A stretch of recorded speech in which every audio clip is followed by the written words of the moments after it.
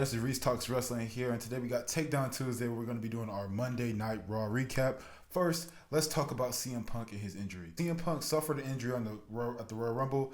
I believe that he tore his left tricep, and he came out with a little arm thing, and he came and talked about his injury to the crowd. He got really emotional during the promo segment, stating that people like him who have the opportunity to main event a big event like WrestleMania shouldn't be the ones complaining. It should be the people who have cancer, people working the blue collar jobs, people who are working every single day to feed for their families much more than him. He got really emotional and connected with the fans in a way that honestly I love. The way he was talking to Cody during the Rumble, it seemed like he was having a little heelish like moments, talking about he didn't wait 10 years to face against Dusty Sun or lose against Dusty Sun. Besides all the heel like emotions and words that he threw out during the Rumble, he came out like a babyface as expected, and interrupting him was Drew McIntyre, who actually is the one who injured him, who's responsible for his injury. Again, this injury is not kayfabe, it's a legitimate injury where he tore his left tricep. Drew McIntyre comes out saying that he isn't a religious person or a spiritual person, but he prayed that CM Punk got that injury. He slept like a baby once he figured out that news. And it's ironic because not only did he injure CM Punk legitimately, but CM Punk is the one who I believe eliminated Drew McIntyre from the Royal Rumble. Then CM Punk would warn Drew McIntyre that once he gets healed, he's going to be coming after him. And that's when Drew McIntyre attacks CM Punk. Sami Zayn's music would hit, then a bunch of refs and officials started coming out. Drew McIntyre like he was going to get back in the ring, but he didn't. This sets up a big feud for when CM Punk comes back. I'm not for sure how long he'll be taking a break off. He said he will be at WrestleMania next year, so maybe Royal Rumble next year. He comes in at number 30, something of that nature. I know it would be hard for WWE to make it super surprising because of how social media and wrestling news is these days, but with Drew McIntyre embracing that heel-like nature of him, I don't see CM Punk turning heel next year at all anytime soon because of how Drew McIntyre is acting in terms of how evil and how he prayed for CM Punk's injury. Even his post on social media, Drew McIntyre has Twitter in an uproar basically with the post that he's been posting on social media. I believe he just posted something on his Instagram as well. And Drew McIntyre is definitely embracing his heel role. Sami Zayn coming out for CM Punk led to them having a main event match that night on Monday Night Raw, which we'll get into later. Next thing that happened on Monday Night Raw was DIY versus the Judgment Day, Johnny Gargano and Ciampa versus Finn Balor and Damian Priest for the tag team titles, and they put on a classic. It wasn't the greatest Monday Night Raw tag match at all, but it was a good match. I mean, there were synchronized moves by DIY.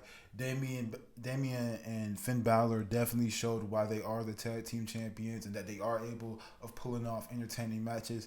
The only issue about DIY right now as a group is that they don't have that connection with the fan base in terms of what they say and what they do and who their characters are. When they wrestle, the fans are able to get behind them because of how good they are in the ring. And that honestly is hard to do because even if you are good inside the ring, being a professional wrestler means that your character has to connect with the fan base. You see that with the Stone Colds of the world, the Hulk Hogans of the world, the John Cenas of the world. And when you have a team with like Johnny Gargano and Ciampa, two of the best wrestlers in the industry right now, you have to put a character behind that face, behind that tag team. And for them to go out there and wrestle with Priest and Balor, I hope that they do some sort of feud with them because they put on a great match. I mean, synchronized moves by DIY, great spots. Go back and watch it, man. Go back and watch it. It was just a great match overall. Judgment Day did pick up the window. Priest and Balor, well deserving. They've been keeping the Judgment Day on float with their tag team defenses. They've been putting on some good matches as a tag team. And of course, the addition of R-Truth helping Judgment Day get that fan support. Speaking of R-Truth, what happened next did deal with him where the Judgment Day would come out again together as a group with Dominic, JD, Balor, and Priest would ask R-Truth to come out. R-Truth comes out, and Priest thanks R-Truth for the cuts, the fan support, getting them motivated, how funny he is. Says that R-Truth is a likable guy, and that's why he doesn't want to do the following. And then JD McDonough would hit R-Truth in the head from the back, and Dominic and Balor would just proceed to jump Truth. Honestly, I expected this at some point. I didn't think it would be this soon, but I expected this at some point. The Miz would then come out to save R-Truth, and it will be Miz versus R-Truth versus 4 members of the Judgment Day that did not go. They went exactly how you thought it would go. Finn Balor, Priest, JD, and Dominic completely destroy Miz and Truth. And I do believe that there will be a feud with the Awesome Truth versus the Judgment Day. I don't know how long that will last. Maybe a R-Truth and Miz title run. I doubt it. I doubt it. Unless they're really looking to push this button with Damian Priest and that Money in the Bank contract. It really is hard to remember that Damian Priest is the Money in the Bank briefcase holder because of how bad he's... I'm not going to say he's made it look bad, but it doesn't seem like big when he comes out with it, because every time he does come out to cash in his Money in the Bank briefcase, something crazy ends up happening. The ref asks like 50 questions and then somebody attacks him like a Drew McIntyre or whatnot.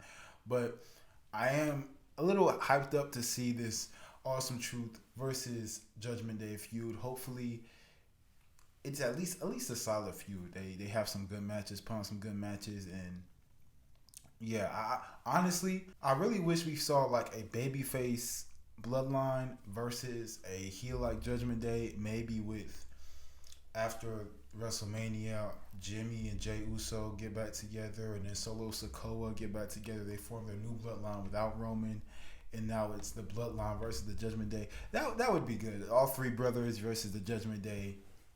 I could see that, but again, there's just there's so many ways and so many directions that WWE can go in. Triple H has a lot to work with, and again, I trust him making the right decision, especially with him being part of debatably the greatest faction of all time in DX. The next thing that we have happening on Monday Night Raw was Cody Rhodes and Seth Rollins having a great segment. It really threw me off because we all know that, I still think that Cody Rhodes is going to challenge Roman Reigns for the Universal Championship. Seth actually made good points on why Cody should challenge him over Roman. Now, we all know that, even I think, that Cody Rhodes is going to challenge Roman Reigns for the Universal Championship. But Seth Rollins made good points in saying that Cody Rhodes should challenge him, saying that his championship is the Workhorse Championship, the Blue Collar Championship, not the Hollywood Hulk Hogan or the Roman Reigns Championship, the championship that Dusty Rhodes would fight for. And of course, he then would flip it around saying that it's not about Dusty, it's about you. But I know you, and I know you would want to fight for the hard-working hustle Blue Collar Championship. And as good as Seth did make the World Heavyweight Championship scene, I don't think he should challenge for it. Again, it would suck for Cody to win the Rumble and then take a look at Roman and be like, dang, I couldn't get over this hurdle. Let me go for the second best in the business.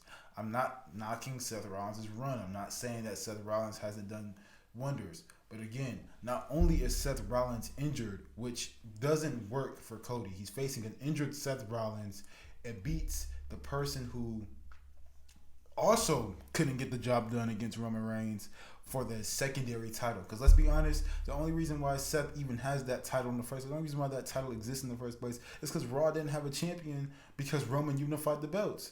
So I think Cody has to go after the top dog in Roman Reigns. As much as Seth Rollins in story doesn't like to admit it, Roman is the top guy. He's the guy to beat. And I think Cody needs to finish that story by beating the hurdle that he didn't get last year. Again, Dusty wasn't trying to get the World Heavyweight Championship. He was fighting for the WWE Championship, which is the one that Roman Reigns has. So as good as Rollins made the title seem, let's be real, Cody Rhodes should be the one fighting for Roman's title at WrestleMania.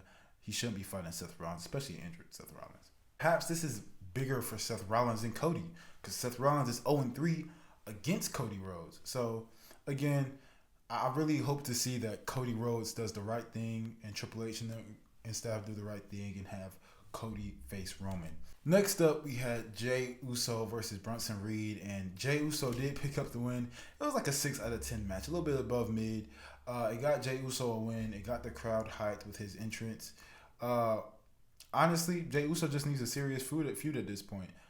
The match overall, the reason why I gave it a 6 out of 10 isn't because they performed bad or anything. I don't think a 6 out of 10 is bad. They didn't perform bad or anything, but again, it doesn't do anything for either character because we come in this match expecting Jey Uso to win, which is what happened.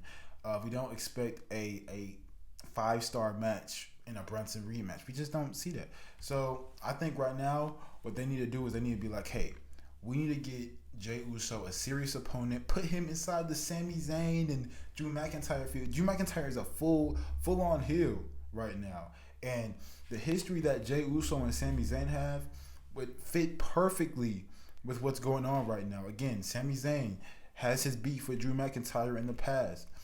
Jey Uso had his thing with Drew McIntyre in the past, and now the guy who supports Sami Zayn, one of Sami Zayn's friends, the guy who was able to get Jey Uso or help Jey Uso kind of leave the bloodline and leave Roman Reigns and company, his family, stuff like that. That all should tie in together in terms of what they can bring to the table with this feud. Add Jey Uso in the mix. Give Jey Uso a real challenge. Hey, if Sami can't get the job done, let main event Jey Uso get the job done against Drew McIntyre. Either way it goes, I definitely think that Jey Uso does need a very serious feud soon.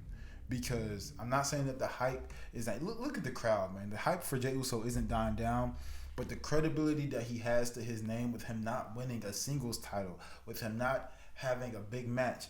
Shoot, honestly, Kevin Owens is on SmackDown, but I could definitely go for Jey Uso having a U.S. Championship run, win his first single title there, or even Jimmy Uso having a serious feud with Kevin Owens, with Logan Paul or whatnot, and that way we can have Jimmy versus Jay for the U.S. Championship or some mid-card title at Philadelphia, the city of brotherly love. I don't know. It's a lot of directions that they can go in. WWE has a lot to work with. Jey Uso does need a serious feud right now. Jey Uso is lacking a serious feud, and that would develop his character so much. Again, I'm not saying that Jey Uso is losing hype, but he does need some credibility to his name if he's going to keep the title main event Jey Uso. The next match was Gunther versus Kofi, and Gunther wins per usual. The New Day versus Imperium Elimination Chamber. I don't know. I expect him to hold the title until WrestleMania, or even a little bit after WrestleMania. Kofi put on a great show. He showed that he still has that in-ring ability that he's been having for years. Again, that injury just put him out. But Kofi does a great job inside the ring. He's a great performer, and him and Gunther put on, I'm not going to say it was a phenomenal classic, but it's definitely the match right behind the DIY match. Even the main event that we still got to get to today was a great match. Again, Monday Night Raw has stars on it. It's doing good. Obviously, I think SmackDown is still the A show, but I don't call Monday Night Raw the B show anymore. I think it's the A- show, if anything. So, Gunther and Kofi put on a great match. Gunther would win. He would end it. I believe he ended the match with a powerbomb, I believe, and wrapped Kofi up for the win. Xavier Woods would go on to check on Kofi, and then Imperium would tech Xavier Woods. Now, we're definitely getting a New Day versus, even when Big E comes back. Hopefully he can come back. Again, that was a serious neck injury. We need to prioritize Big E's health over our entertainment. So Big E, take the time that you need to recover. Do what you got to do. If you can't come back to wrestle, my heart would be broken because Big E's a great wrestler. He's a great guy. I would hate to see him have his career ended really short. I'm not going to act like he wasn't in WWE for a minute, but it is still ended short because he had a lot more left in him besides a last match on a SmackDown. So there's no doubt. I'm not trying to downplay SmackDown at all, but again, Big E has a lot more in him. Hopefully we do get, if he does come back, Big E versus Gunther. I could definitely see Big E dethroning Gunther, and then we really do have a big. I mean, that's 4 factions? That's 3 factions on Monday Night Raw. We got Imperium, the New Day, Judgment Day, I mean, it's just so many ways this can go. I mean, a three-way faction feud, having wars, Survivor Series. I mean, we have so much to do on wrestling right now in the WWE. I think that they can go that route. If when Big E comes back, that we have Big E dethroning. Xavier Woods has tried it. Kofi Kingston has tried it. And now Big E comes and he tries it and he can succeed, and then him versus Gunther. That sounds amazing to me. All right, we're gonna wrap this last segment up quick. Not trying to be nice to me today. So the last match that we had on the card was Drew versus Sammy. Again, earlier in the beginning of Monday Night Raw, Sammy comes out and helps CM Punk from the Drew McIntyre attack, and that leads to their main event match that they had last night on Monday Night Raw. Drew McIntyre and Sammy, of course, putting on a classic match. A classic match. Again, basically 8 out of 10s back to back. I mean, I'm not gonna sit here like it was like a Shawn Michaels versus Cena Monday Night Raw match, but it was really good. It was really good. It told a good story with Sammy trying to overpower Drew McIntyre, and it just didn't work out for Sammy in the end. He went for a specific spot where he went for a haluva bomb, and near the end of the match, and he picked him up, but it didn't go as high as he usually would with somebody with a little lighter weight than Drew McIntyre, and it just didn't get all the impact. Michael Cole said it, and in the ending spot, he goes for not a haluva bomb. I'm sorry, a Blue Thunder bomb. He goes for a haluva kick in the corner, and Drew McIntyre is able to counter it, but he accidentally hits Sammy's groin area, and the ref doesn't call anything because it wasn't intentional, I believe. And Drew McIntyre really didn't try to plead in his case, but the ref saw what happened. It wasn't intentional. I'm pretty sure it was a work. McIntyre goes, hits the Claymore, 1, 2, 3. Match is done. Sammy's laid out. For them to put that much of again, the standards are so high for a Sami Zayn and Drew McIntyre match because they're just that good that they can have such a great match on a Monday Night Raw, and we're sitting here giving it an 8 out of 10, or not, because they can just do much better. So expect to see them on the PLE. Expect a PLE. Not main event, but definitely a match with Sammy and Drew McIntyre. Expect that. Again, two amazing talents. I believe Drew McIntyre has re-signed that contract. We need Drew McIntyre. I'm not gonna lie. I'm not saying that we need it, but man, it'll be great to see Drew McIntyre in WWE. It's great to see Drew McIntyre in WWE doing what he's doing.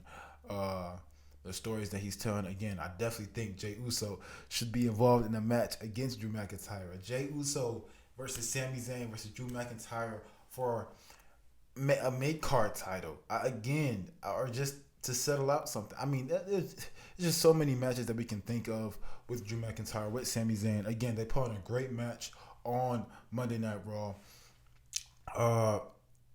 Again, expect to see Sami Zayn versus Drew McIntyre at a PLE. I want to know from y'all first off, how do y'all like Pat McAfee on commentary? Again, Pat, great guy, love him.